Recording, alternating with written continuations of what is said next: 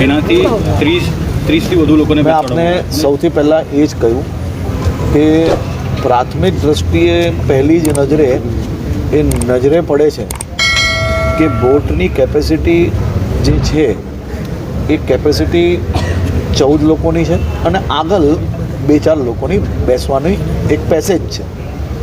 અને જે કોઈ એજન્સી આ કામગીરી કરી રહી છે, બોટ ચલાવી રહી છે, એ એજન્સી દ્વારા વધારે લોકોને બેસાડવામાં આવે.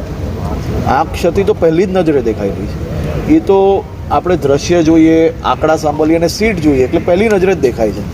પરંતુ આપણી જવાબદારી સાથે સાથે આની અંદર બેસાડ્યા જોડે બીજી શું ઘટના બની અને કયા કારણોસર આ બોટ પલટી ગઈ.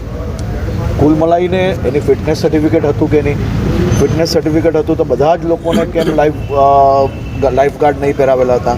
લાઈફ ગાર્ડ ના પહેરાવ્યા એ બી એક મોટો ગુનો છે. આ બાળકોના જીવ જોખમમાં નાખવું એ વ્યાજબી નથી. લાઈફ ગાર્ડ માત્ર 10 જ લોકોને કેમ પહેરાવવામાં આવ્યા?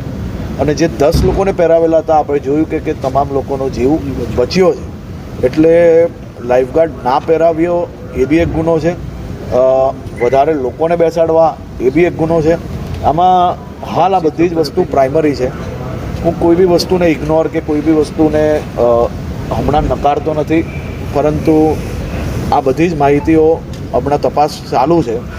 થોડીક જ વારમાં આપણે એના આજે રાત્રે જ આખી રાત કામ ચાલવાનું છે. કોઈ સીસીટીવી આખી રાત કામ દરમિયાન જે કંઈ મુદ્દાઓ સામે આવશે આપ સૌ સમક્ષ કાલે મૂકવામાં આવશે. અવનવા રોજબરોજના સમાચાર જોવા માટે જોતા રહો બોડેલી નંબર 1 ન્યૂઝ ચેનલ. ને જો આપે અત્યાર સુધી આ ચેનલને સબસ્ક્રાઇબ ન કરી હોય તો સબસ્ક્રાઇબ કરો અને શેર કરો.